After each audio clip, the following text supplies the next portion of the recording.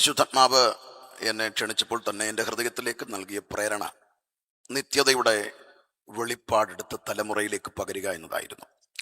ഞാൻ ആ സന്ദേശവുമായി ഇവിടെ വന്നിരിക്കുമ്പോൾ ശുഭ അവറുകൾ ശുശ്രൂഷിച്ചപ്പോൾ എനിക്ക് വളരെ സന്തോഷമായി. കാരണം ഞാൻ പറയാൻ ഒരുപാട് കാര്യങ്ങൾ കരുതി വെച്ചത് എനിക്ക് ഒഴിവാക്കാൻ കഴിയുന്നു. എനിക്ക് വളരെ സന്തോഷമായി. അത് ദൈവത്തിൻ്റെ പദ്ധതിയാണെന്ന് ഞാൻ മനസ്സിലാക്കുന്നു. പഴയ നിയമ ഇസ്രായേലിനോട് ബന്ധപ്പെട്ടുള്ള അനുഗ്രഹീതമായൊരു സംഭാഷണ ശകലം, ദൈവിക ഇടപെടലിൻ്റെ സംഭാഷണ ശകലമാണ് നമ്മുടെ തീമായി വന്നത്. അടുത്ത തലമുറയെ ഒരുക്കുക. ഇസ്രായേലിൻ്റെ ചരിത്രത്തിലേക്ക് ഇറങ്ങുമ്പോൾ കൂടാരപ്പെരുന്നാൾ ഒഴിവാക്കാൻ കഴിയാത്ത ഒരു പ്രമാണമായി നൽകിയിരുന്നു. 7 നാളുകൾ യഹൂദൻ തെരുവിലേക്ക് ഇറങ്ങുകയാണ്. ചെറിയ കൂടാരങ്ങളിലേക്ക് അവർ ഒത്തുകൂടുന്നു. മാതാപിതാക്കളും കുഞ്ഞുങ്ങളുമായി ഒരുമിച്ച് 7 ദിനങ്ങൾ ആ കൂടാരങ്ങളിൽ പാർക്കും. മാളികയും മട്ടുപ്പാവും വീടും വില്ലയും ഒക്കെ വിട്ട് ആ തെരുവിൽ ഇങ്ങനെ പാർക്കുമ്പോൾ കുഞ്ഞോമനകൾ അരികത്തണഞ്ഞ് മാതാപിതാക്കളോട് ചോദിക്കും, ഡാഡി, നമുക്കിതിൻ്റെ ആവശ്യമുണ്ടോ? എന്തിന് നമ്മൾ ഈ കൂടാരത്തിൽ ഈ തെരുവിൽ വന്ന് കഴിയുന്നു? അപ്പോൾ പിതാക്കന്മാർ ആ കുഞ്ഞോമനകളെ അരികത്തിരുത്തി പറഞ്ഞു കൊടുക്കുന്നൊരു കഥയുണ്ട്. നമ്മൾ ഇവിടെ അല്ലായിരുന്നു, മിസ്രൈമിൽ അടിമകളായിരുന്നു. അവിടെ നിന്ന് 4ാം തലമുറയെ ഇറക്കിക്കൊണ്ടുവന്നൊരു ദൈവമുണ്ട്.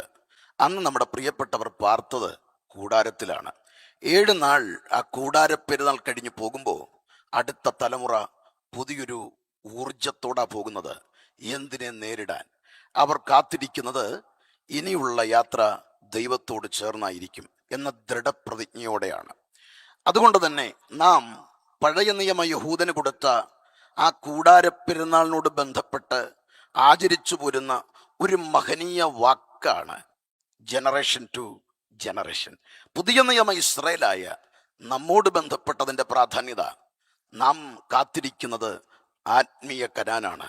അവിടോട്ടൊരു യാത്രയാ. ഈ ആത്മീയ സമ്മേളനത്തിൽ ഒത്തുകൂടിയിരിക്കുമ്പോൾ മാതാപിതാക്കളെ അടുത്ത തലമുറയിലേക്ക് നമുക്കും പകരാൻ ചിലതുണ്ടാകണം. അതിലേറ്റവും പ്രധാനപ്പെട്ടതാണ് നിത്യതയുടെ വെളിപ്പാട്. അതെന്താണ് അതിൻ്റെ കാരണമെന്ന് ചോദിച്ചാൽ, വേദപുസ്തകത്തിൽ നമ്മൾ ആഴത്തിൽ മനസ്സിലാക്കുമ്പോൾ, ഞാൻ എൻ്റെ സന്ദേശത്തോട് ബന്ധപ്പെട്ട് ദൈവത്തിൻ്റെ ആത്മാവ് എനിക്ക് തന്ന വാക്യം എബ്രായ ലേഖനത്തിൽ നിന്നാണ്. 11-ാം അധ്യായത്തിൻ്റെ 13 മുതൽ 16 വരെയുള്ള വാക്യങ്ങളാണ്. മോണിറ്റർ ഒന്ന് തരാമോ? മോണിറ്റർ.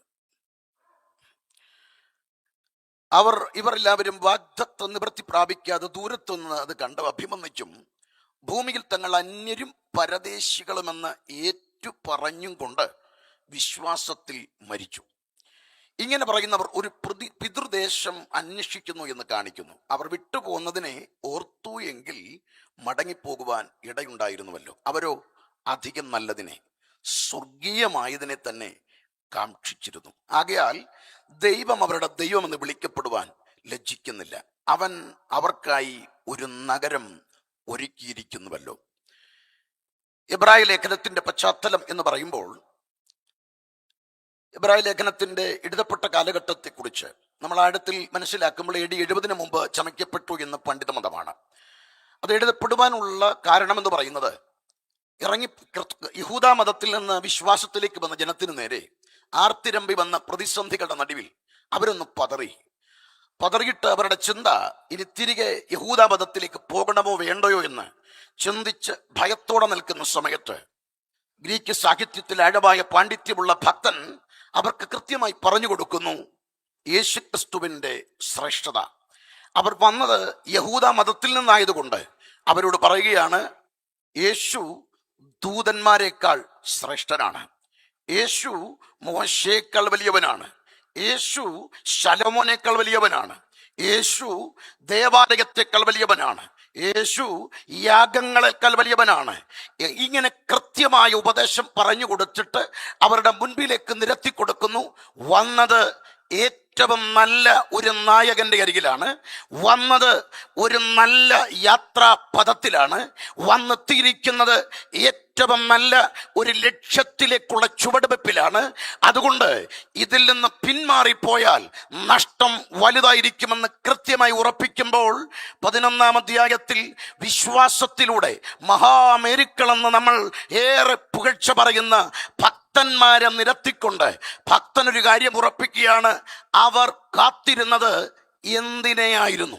അവർ വിശ്വാസത്തിൽ ജീവിച്ചു. പിസ്റ്റിസ് എന്നും പിസ്റ്റിയോ എന്നും രണ്ട് പദങ്ങളാണ്. ഒന്ന് ക്രിയാപദമാണ്, മറ്റൊന്ന് നമ്മൾ കൃത്യമായി അതിൻ്റെ ക്രിയാപദമെന്ന് മാത്രമല്ല അതിൻ്റെ യഥാർത്ഥ ആ ധാതു കൃത്യമായി ഓർമ്മിപ്പിക്കുന്ന ഒരു പദമുണ്ട്. ഹോപ്പിൽ നിലനിൽക്കുന്ന ഫെയ്ത്ത്. കൃത്യമായി ഇവിടെ പറയുമ്പോൾ ഹാബേൽ മുതലുള്ള അതികായകന്മാരെ നിരത്തിക്കൊണ്ട് ഭക്തൻ ഉറപ്പിക്കുന്ന ഒരു കാര്യമുണ്ട്: കേവലം ബിലീഫിൽ തുടങ്ങിയ ഒരു ക്രിസ്തീയ ജീവിതമാണ്. എന്നാൽ പിന്നത്തേതിൽ ഹോപ്പിലൂടെ അത് ഫെയ്ത്തായി കൺവെർട്ടായി കഴിഞ്ഞാൽ അവനെ തകർക്കാൻ കഴിയില്ല. അതുകൊണ്ട് തന്നെ കൃത്യമായി ഉറപ്പിച്ചു കൊടുക്കുന്നു, എന്തെങ്കിലും നേടിയതിൻ്റെ പേരിലുള്ള ഒരു ഭക്തിയുടെ പ്രകടനമല്ല നടന്നത്. എന്തെങ്കിലും അത്ഭുതം നടന്നതിൻ്റെ പേരിലോ ജോലിയോ വീടോ കാറോ ബംഗ്ലാവോ കിട്ടിയതിൻ്റെ പേരിലുള്ള ഒരു ആത്മിക പ്രകടനമല്ല അവിടെ നടന്നത്. പകരം വിശ്വാസത്താൽ ഹാബേലിനെ പറഞ്ഞു തുടങ്ങിക്കൊണ്ട് കൃത്യമായി വെളിപ്പെടുത്തിക്കൊണ്ട് നിർത്തുന്നത് അബ്രഹാം എന്ന കരുത്തനെയാണ്. അവിടെയും തീരുന്നില്ല. അടുത്തത് കൃത്യമായ ഒരു വിവരണം നൽകിക്കൊണ്ട് അവസാനിപ്പിക്കുന്നു. ലോകം വേണ്ടെന്ന് വെച്ച് ലോകത്തെ വെറുത്ത് ലോകത്തോട് വിരക്തിയോടെ ജീവിച്ച ഒരു കൂട്ടം വിശുദ്ധന്മാരെ നിരത്തിക്കൊണ്ട് കൃത്യമായി ഓർമ്മിപ്പിക്കുന്നു: അവർ വിട്ടുപോന്നതിനെ ഓർത്തിരുന്നു എങ്കിൽ മടങ്ങിപ്പോകുവാൻ ഇടയുണ്ടായിരുന്നുവല്ലോ. അവരോ നല്ലതിനെ, അധികം നല്ലതിനെ, സ്വർഗീയമായതിനെ തന്നെ കാക്ഷിച്ചിരുന്നു. ഇവിടെ അബ്രഹാമിനെ വിരൽ ചൂണ്ടി കൃത്യമായി പറയുന്നു: അബ്രഹാം ഇസ്ഹാക്കിനോടും യാക്കോബിനോടും ചേർന്ന് കൂടാരങ്ങളിൽ പാർത്ത് ദൈവം ശില്പിയായി നിർമ്മിച്ചതും അടിസ്ഥാനങ്ങൾ ഉള്ളതുമായ നഗരത്തിനായി കാത്തിരുന്നു. അത് കൃത്യമായി പറയുമ്പോൾ ആ കാലഘട്ടത്തിൽ അബ്രഹാമിനെ മെൻഷൻ ചെയ്യുമ്പോൾ തന്നെ മറ്റൊരു വ്യക്തിയുണ്ടല്ലോ, ലോത്ത്. ലോത്തിനെ കുറിച്ച് ഉൽപ്പത്തിയിൽ പറയുന്നു: ദൂതന്മാരെ ക്ഷണിക്കുകയാണ്, വരിക എൻ്റെ വീട്ടിലേക്ക് എന്ന് പറയുമ്പോൾ ലോത്ത് പാർത്തത് വീട്ടിലായിരുന്നു എന്ന് വ്യക്തമാണ്. ലോത്ത് മനോഹരമായി കെട്ടിടം പണിത് നല്ല വീട് പണിത് സുഖമായി സോദോമിൽ പാർക്കുമ്പോൾ അങ്ങകലെ ഏകദേശം 2800ഓളം സംഘബലമുള്ള ഒരു വലിയ കുടുംബത്തിന്റെ നാഥനായ അബ്രഹാം, തൻ്റെ ബഹുസമ്പന്നൻ, കന്നുകാലി, ആട്, മാട് എന്നിവയിൽ ബഹുസമ്പന്നനായവൻ പാർത്തത് കൂടാരത്തിലാണ്. അവിടെയും ചോദ്യമുണ്ട്. തലമുറകൾ ഓരോന്നായി ചോദിക്കുന്നു: അപ്പാ, നമുക്കും ലോത്തങ്കിളിനെ പോലെ വീട് പണിതുകൂടെ? ഇതുപോലെ നമുക്കും പാർത്തുകൂടെ? അവരോട് പറഞ്ഞ പദം: നമ്മുടെ യാത്ര ഇവിടെ എന്തെങ്കിലും നേടാനല്ല, പണം തരില്ലെന്നല്ല, ജോലി തരില്ലെന്നല്ല, വീട് തരില്ലെന്നല്ല. ഇങ്ങനെ പാർക്കുമ്പോ തന്നെ കൃത്യമായൊരു ദർശനം അകത്തുണ്ട്, ഒരാഴത്തിലുള്ള വെളിപ്പാട്. അവരോ നല്ലതിനെ, സ്വർഗീയമായതിനെ തന്നെ കാക്ഷിച്ചിരുന്നെങ്കിൽ ഈ തലമുറയ്ക്ക് സംഭവിച്ച അപജയമെന്ത്? ഇന്ന് പിശുനക്കിന്റെ 40ാം കോൺഫറൻസിൽ പങ്കെടുക്കുന്ന എൻ്റെ പ്രിയപ്പെട്ടവരോട് പൊതുവിലുള്ളൊരു ചോദ്യമുണ്ട്: ഇന്ന് പെന്തക്കോസ്ത് നേരിടുന്ന അപജയം എന്താണ്?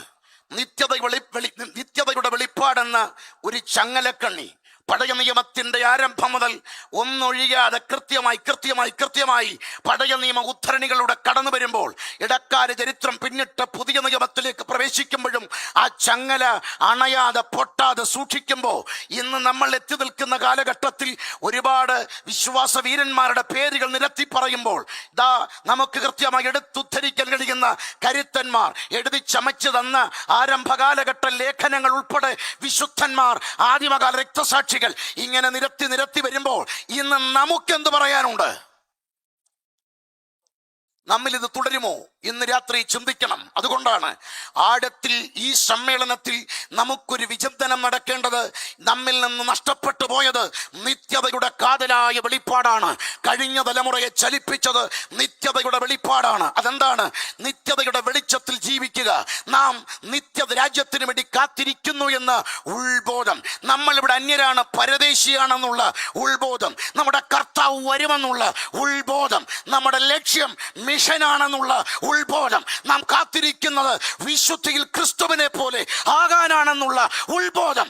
എവിടെയോ ചങ്ങലക്കണ്ണി മുറിക്കാൻ പിശാച് ഉപയോഗിച്ചത് നമ്മുടെ അകത്ത് കിടന്ന നിത്യതയുടെ വെളിപ്പാടിനെ ബോധപൂർവം പിശാച് കവർന്നെടുത്തിട്ട് നമ്മുടെ ഇടയിലേക്ക് അവൻ പുതിയ നിലയിൽ കൊണ്ടുവന്നിരിക്കുന്ന ഒരപകടമുണ്ട്. അപ്പോസ്റ്റസി വളരെ ഗൗരവമായി മനസ്സിലാക്കണം. അപ്പോസ്റ്റസി, ബാക്ക് സ്ലൈഡിങ്, പിന്മാറ്റമാണ്. ഇതിന് ചികിത്സയുണ്ട്, ഇത് രക്ഷപ്പെടാൻ സാധ്യതയുള്ളതാ. എന്നാൽ അപ്പോസ്റ്റസി അപകടമാണ്, മടങ്ങി വരവില്ല. ഗെത്സമനയുടെ പിരിമാറിൽ 2 വ്യക്തികളുണ്ട്. ഒന്ന് പത്രോസാണ്, മറ്റൊന്ന് യൂദയാണ്. ആ രാത്രി ബാക്ക് സ്ലൈഡിങ്ങും അപ്പോസ്റ്റസിയും ഒരുപോലെ വെളിപ്പെടുകയാണ്. അവിടെ നമുക്ക് ചിന്തിച്ചാൽ മനസ്സിലാകും, പിന്മാറ്റക്കാരനെ പെട്ടെന്നറിയാം. യേശുവിനെ തള്ളുന്നു എന്ന് മാത്രമല്ല, പരാകുന്നു, ആണകിട്ടുന്നു. അവൻ പെട്ടെന്ന് പ്രതികരിക്കുക. എന്നാൽ അവരനെ നോക്കണം. ഗെത്സമനിയുടെ വിരിമാറിലെത്തും മുൻപ് യേശുവിനെ കാണിച്ചു കൊടുക്കാൻ സന്നദ്ധനാകുന്നു. മഹാപുരോഹിതന്മാരുടെ സേവകന്മാരുടെ മുൻപിൽ ചെന്ന്, ഞാൻ അവന്റെ ദാസനെന്ന് പറയാൻ മടിക്കാത്ത യൂദ, ചുംബിക്കാൻ മടിക്കാത്ത യൂദ, ഗുരുവേ എന്ന് വിളിക്കാൻ മടിക്കാത്ത യൂദ, തിരിച്ചറിയാൻ പറ്റില്ല അപ്പോസ്റ്റസി ബാധിച്ചാൽ. അതുകൊണ്ട് ഈ കാലഘട്ടത്തിൽ പിശാചിന്റെ ഏറ്റവും വലിയ കുതന്ത്രം അപ്പോസ്റ്റസി കൊണ്ടെത്തിക്കുക. അപ്പോസ്റ്റസി വരാനുള്ള ഒന്നാമത്തെ ലക്ഷണം നിത്യതാ ബോധമെടുത്ത് കളയുന്നതാണ്. അതാണ് നമ്മൾ ഇന്ന് രാത്രി അതീവ ഗൗരവമായി മനസ്സിലാക്കേണ്ടത്. ഞങ്ങൾ ഉപദേശിമാർ ഇവിടെ കണ്ടക്ഷോഭം നടത്തുന്നതിന്റെ ആകത്തുക നമുക്ക് സംഭവിച്ച അപകടം അപ്പോസ്റ്റസിയിലേക്ക് നമ്മെ കൊണ്ടെത്തിക്കാൻ വേണ്ടി പിശാച് നിത്യതയുടെ ബോധം എടുത്തു കളയുമ്പോൾ നമുക്കിന്ന് മാറി ചിന്തിക്കണം. അപ്പുറത്ത് ഒരു കൂട്ടം യുവതലമുറ ഇതിലും അധികമായി കാത്തിരിക്കുമ്പോൾ, ഇന്ന് രാത്രി ഇവിടുന്ന് മടങ്ങുമ്പോൾ ഈ രാത്രി അവരോട് പറയാൻ കഴിയണം, നിത്യതയുടെ ഉൾക്കാമ്പ്, നിത്യതയുടെ ആഴത്തിലുള്ള വെളിപ്പാട്, നിത്യതയുടെ വെളിപ്പാട് അകത്ത് പ്രവേശിച്ചാൽ എന്താണ് ആ വ്യക്തിയിൽ സംഭവിക്കുക? വ്യക്തിയിൽ സംഭവിക്കുന്ന കാര്യം, നിത്യതയുടെ വെളിപ്പാട് കീറിയാൽ ആ വ്യക്തിയിൽ നടക്കുന്ന മാറ്റങ്ങൾ, നീട് മാറാൻ തുടങ്ങും. നിത്യതയുടെ വെളിപ്പാട് വന്നാൽ നീട് മാറും. തിരുവെടുത്തിൽ നിരവധി തെളിവുകളാണ്.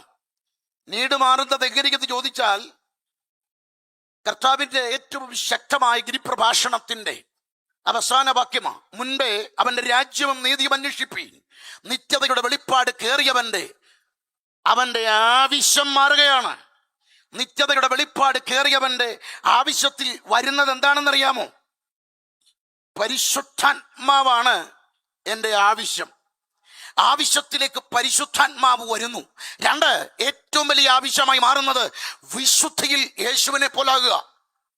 എന്നാൽ ഈ ബോധം പോയാൽ, നിത്യതാ ബോധം പോയാൽ ആവശ്യം എന്തായിരിക്കും? നല്ല ജോലി, നല്ല വീട്, നല്ല സാലറി, നല്ല കുടുംബം, ഈ ലോകത്തിൽ ആയുസ് ഒരുപാട് കിട്ടി സുഖമായി വാഴുക. Praise the lord. ഇന്ന് രാത്രിയിൽ നിത്യത എന്ന ആ വെളിപ്പാടൊന്ന് ഊതിത്തെളിക്കണം. ഇത് അകത്ത് കയറിയാൽ നടക്കുന്ന പ്രവൃത്തിയുടെ വീണ്ടും നിത്യതയുടെ വെളിപ്പാട് നമ്മുടെ പ്രാർത്ഥനയെ മാറ്റാൻ തുടങ്ങും. നിത്യതയുടെ വെളിപ്പാട് കയറിയാൽ പുതിയ നിയമത്തിന്റെ പ്രാർത്ഥനയ്ക്ക് പുതിയൊരു ഉടുമ്പാവുമാണ്.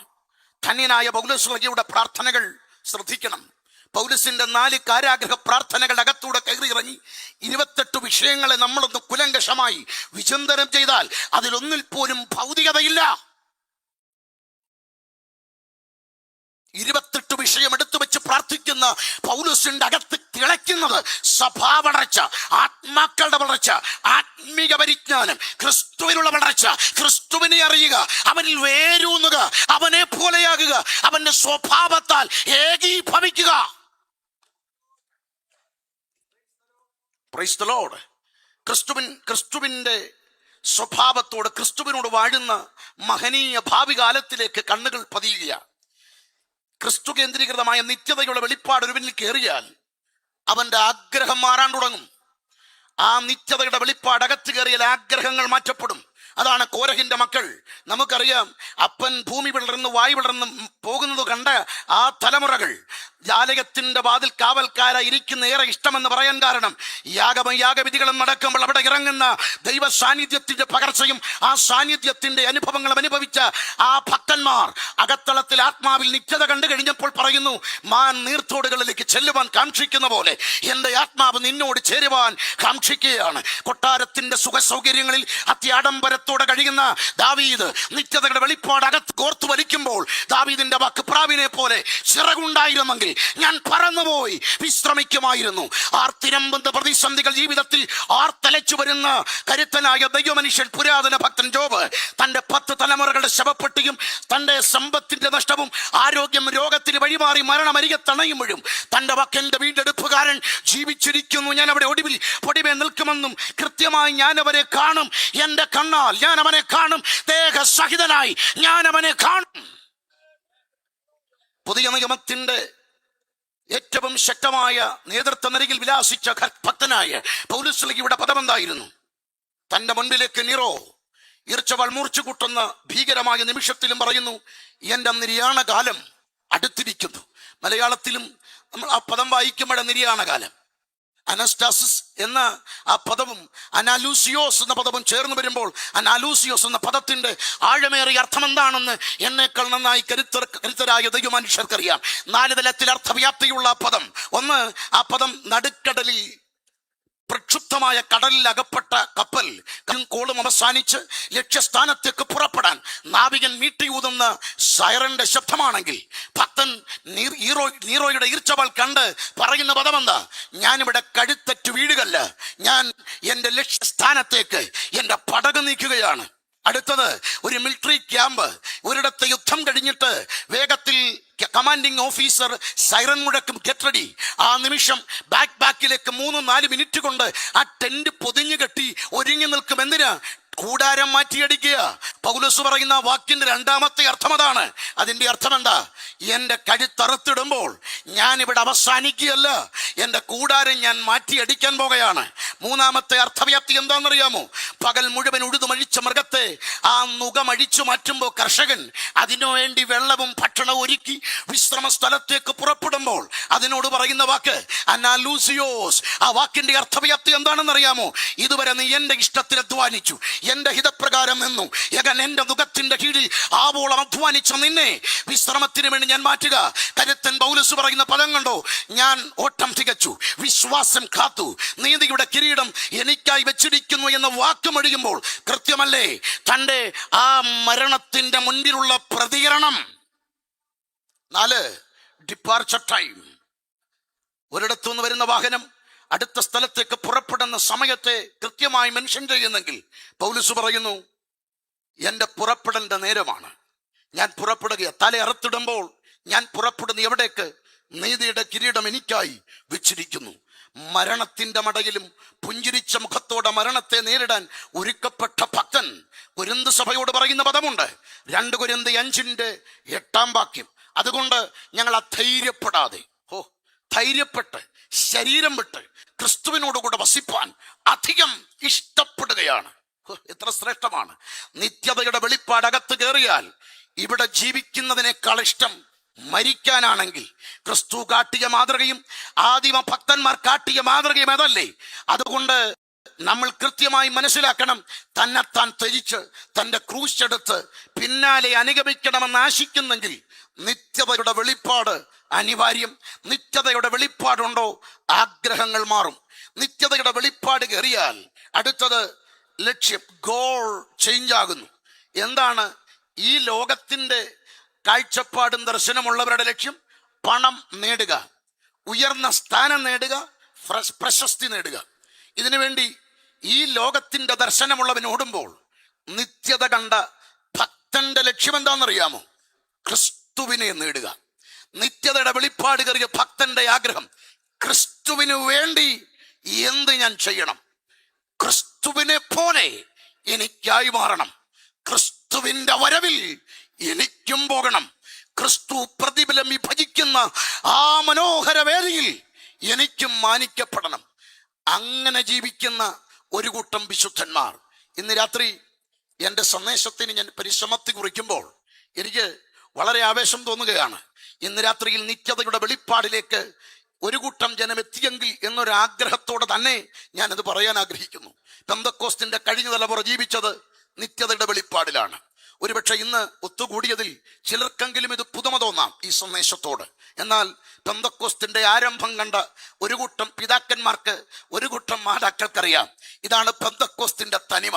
നമ്മുടെ പിതാക്കന്മാർ മാതാക്കൾ ഇറങ്ങിത്തിരിച്ചത് കേരളത്തിന്റെ വിവിധ ഇടങ്ങളിൽ മാറിയുടുക്കാൻ വസ്ത്രമില്ലാത്ത നാളുകൾ പെന്തക്കോസ്തിൽ ചേരണം, കപ്പയും മത്തിയും തിന്നണമെന്ന് നിന്നുകൂടെ ഗാനങ്ങൾ പാടി പഴകിയ ആ കാലത്ത് അവരിറങ്ങിത്തിരിച്ചത് വീട് നേടാനല്ല, മാളിക നേടാനല്ല, പള്ളിയും പട്ടക്കാരും പാരമ്പര്യങ്ങളും ഒക്കെ ഉള്ളടത്തുനിന്ന് കർത്താവിനെ കണ്ടിറങ്ങിയ മാതാപിതാക്കൾ അവരുടെ അകത്തേക്ക് കത്തിക്കാളിയ ദർശനം നിത്യതയുടെ ദർശനമാണ്. കുമ്മനാടിന്റെ മണ്ണിൽ നിന്നിറങ്ങി അന്നമ്മയമ്മച്ചിക്ക് നേരെ ആർത്തിരമ്പി വന്ന പ്രതികൂലം പട്ടിണിയായിരുന്നു. വീട്ടിൽ നിന്ന് കത്ത് വന്ന അന്നമ്മേ, നിന്റെ പിതൃസ്വത്ത് വാങ്ങി പ്രേക്ഷിത വേല ചെയ്യേ. അമ്മ തിരിച്ചെഴുതി കൊടുത്തത് സ്ഥാനങ്ങൾ മാനങ്ങൾ നശ്വരമാണ്, മേലുള്ള യെരൂശലേം നിത്യഗ്രഹം. വീട് കണ്ടിട്ടല്ല ഇറങ്ങിയത്, നിത്യ വീട് കണ്ടിട്ടാ ഇറങ്ങിയത്.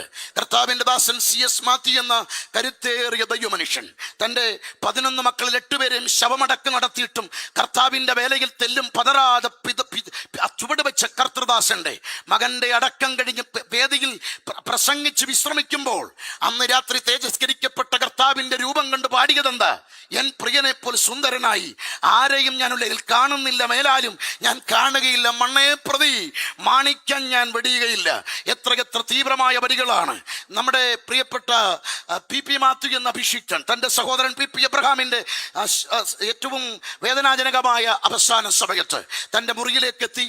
തൻ്റെ സഹോദരൻ ക്യാൻസർ ബാധ രോഗിയായി മരിക്കാൻ കിടക്കുന്ന വേള അരികത്ത് വന്ന് PP മാത്യു എന്ന കർത്തൃദാസൻ ചോദിച്ചത്, ചായ ഈ സൈഡിലോട്ടൊന്ന് നീക്കി കിടത്തട്ടെ. പെട്ടെന്ന് തന്റെ അധരം ചലിച്ചു. താൻ പറഞ്ഞ പദം എന്താണെന്നറിയാമോ?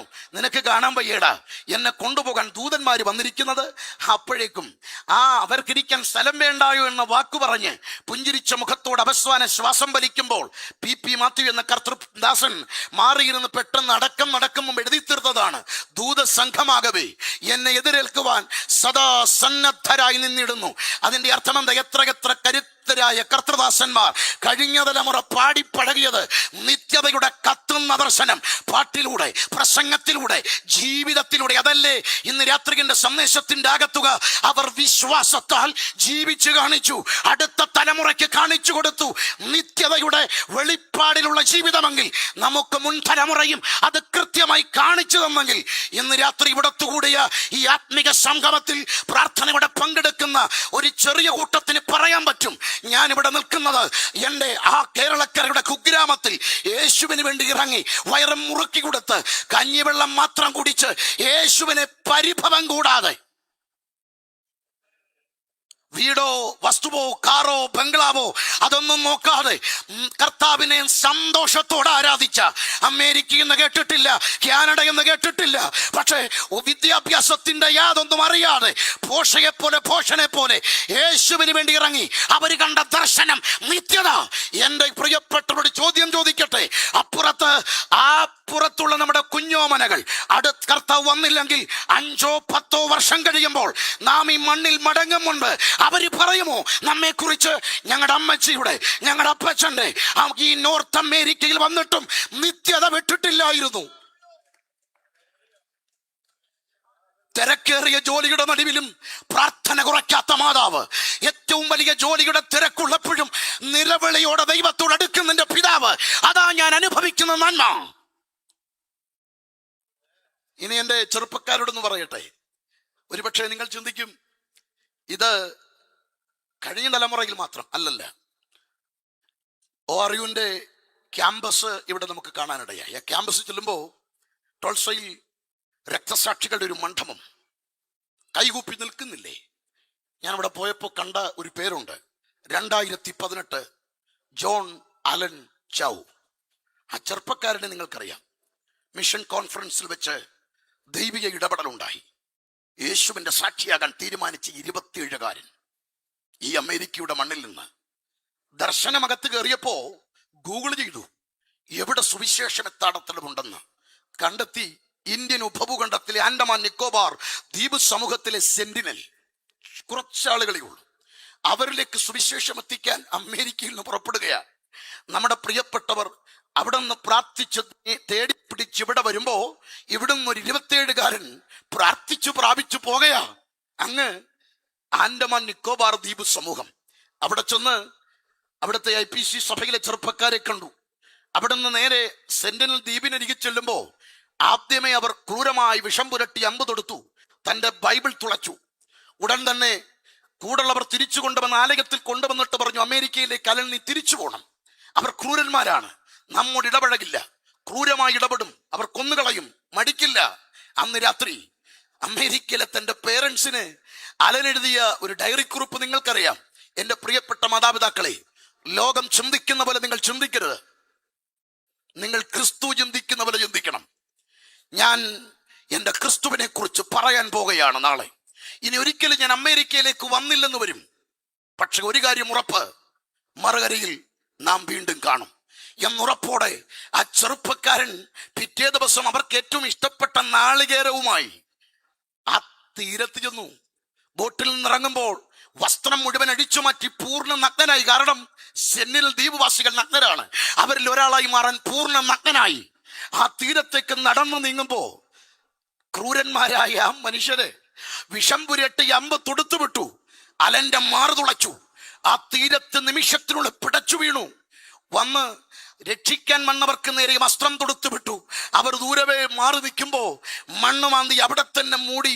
ഇന്ന് വരെ അലന്റെ ഡെഡ് ബോഡി റിക്കവർ ചെയ്യാതെ കിടക്കുമ്പോ ലോകം മുഴുവൻ അലന് നേരെ ക്രൂരമായ വിമർശനത്തിന്റെ ശരങ്ങൾ തൊടുത്തു വിടുമ്പോൾ എന്റെ തുറന്നുള്ള ചോദ്യം, അല്ലയോ ചെറുപ്പക്കാരാ, അലനെ നീ അമേരിക്കയുടെ സുഖങ്ങൾ വിട്ട് എന്തിന് അടിമത്തങ്ങൾ വാഴുന്ന പ്രാകൃത ജീവിത ശൈലിയുള്ള വിഗ്രഹാരാധനയുടെ വിളനിലമായ ഇന്ത്യൻ ഉപഭൂഖണ്ഡത്തിലേക്ക് വന്നു? ഞങ്ങളുടെ പ്രിയപ്പെട്ടവർ, നിന്റെ നാട് സ്വർഗമെന്ന് കരുതി ഓടുമ്പോ നീ എന്തിന് അമേരിക്കയുടെ മണ്ണ് വിട്ട് ഞങ്ങളെ തേടി വന്നു? ഉயிருണ്ടായിരുന്നെങ്കിൽ പറയുന്നൊരു വാക്കെന്താണെന്നറിയാമോ? നിത്യത. നിത്യത. ഈ ആയുസ്സിൽ യേശുവിന് വേണ്ടി ശോഭിക്കണമെന്ന് ആ 27കാരൻ കൊതിച്ചെങ്കിൽ ഇന്ന് രാത്രി ഈ സന്ദേശത്തിന്റെ ഭാഗമായിരിക്കുന്ന എന്നേക്കാൾ ശ്രേഷ്ഠരായവരോട് എളിയ സഹോദരന്റെ ഒരു ചോദ്യമാണ്. DL മോഡിയുടെ മണ്ണിൽ ഒരു ദിവസം 146 വരെ നരകത്തിൽ നിന്ന് കൊള്ളയടിച്ച ഒരു ദൈവഭക്തന്റെ മണ്ണിൽ ഈ 40-ാം വർഷത്തെ പീശിനാക്ക് നടക്കുമ്പോൾ അതിന് പകരമാകാൻ നിനക്ക് കഴിയുമോ? ഇന്ന് രാത്രി ആർക്കെങ്കിലും ഒരാൾ, കർത്താവ് ചോദിക്കുന്ന ഇതാണ്, യെരൂശലേമിന് മതിൽ കെട്ടിക്കാക്കാൻ ഒരാളെ അന്വേഷിച്ചു. ഇതിന് നടുവിലും കർത്താവ് ചോദിക്കുന്ന ഒരു കൂട്ടം, സ്റ്റീഫൻസൺ പാസ്റ്ററെ ആരോഗ്യസ്ഥിതി കണ്ടില്ല, നീ എത്ര നാൾ കാണുമെന്ന് നോക്ക്. ഇവിടെ ഇരിക്കുന്ന കരുത്തരായ വിവിധ സഭകളുടെ നേതൃത്വത്തിലും എഴുത്തിന്റെ മേഖലകളും ശോഭിച്ച ഒരു കൂട്ടം അഭിഷിക്തന്മാരായിരിക്കുന്നേ. അവരുടെ ഉള്ളും നേറി പുകഞ്ഞ് അവരെടുത്തൊരു സുവിശേഷ രണാങ്കണത്തിന്റെ വീറും വാശിയുമുണ്ടല്ലോ. ഇവർ ഈ മണ്ണിൽ എരിഞ്ഞൊടുങ്ങും മുൻപ് ജനറേഷൻ ടു ജനറേഷൻ ഇവരുടെ കൈ നീ ബാറ്റിലേന്താൻ എത്ര പേർ തയ്യാറാകും? ഒന്ന് കര ഉയർത്തോ. എഴുന്നേൽപ്പിക്കുന്നില്ല ഞാൻ, അഭിഷിക്തന്മാരല്ല. ഈ ജനത്തോടെ ചോദ്യം, അടുത്തൊരു മിഷൻ ഏറ്റെടുക്കാൻ, നിത്യതയുടെ വെളിപ്പാടോടെ ഏറ്റെടുക്കാൻ തയ്യാറാണെങ്കിൽ ഒന്ന് കര ഉയർത്താവും. ഒരു കര ഉയർത്തി പ്രാർത്ഥിക്കാം, യേശുവിൻ്റെ മഹത്വമേറിയ പദ്ധതിയുടെ ഭാഗമാകാൻ. ആരെ നോക്കട്ടെ, കൈ ഒന്ന് ഉയർത്തിപ്പിടിക്കുക. എനിക്ക് 50 സെക്കൻഡ്സ് ഞാൻ ഒരു വാക്ക് പ്രാർത്ഥിക്കാൻ പോകുകയാണ്. ഒന്ന് കര ഉയർത്തിപ്പിടിക്കാമോ? യെസ്. കർത്താവ് തേടുന്നത് അടുത്തൊരു ജനറേഷനെയാണ്. പിശാച് ബോധപൂർവം അടുത്ത തലമുറയിൽ നിന്ന് നിത്യതയുടെ വെളിപ്പാട് കൊള്ളയിടുമ്പോൾ ഞാൻ തയ്യാറാണെന്ന് പറയണം. കർത്താവേ, ആഴത്തിൽ വേരുറയ്ക്കട്ടെ. ഈ ചിന്ത ഹൃദയത്തിൽ ആഴമായ സ്പർശനത്തിന് ഒരു പോറലാകട്ടെ. യേശുവിൻ്റെ നാമത്തിൽ അനുഗ്രഹിക്കുന്നു. യേശുവിൻ നാമത്തിൽ തന്നെ. എളിയവനെയും ഈ ആത്മീയ സമ്മേളനത്തിൽ ഉൾക്കൊള്ളിച്ച ആദരണീയരായി പ്രിയപ്പെട്ടവർക്ക് നന്ദി. God bless you.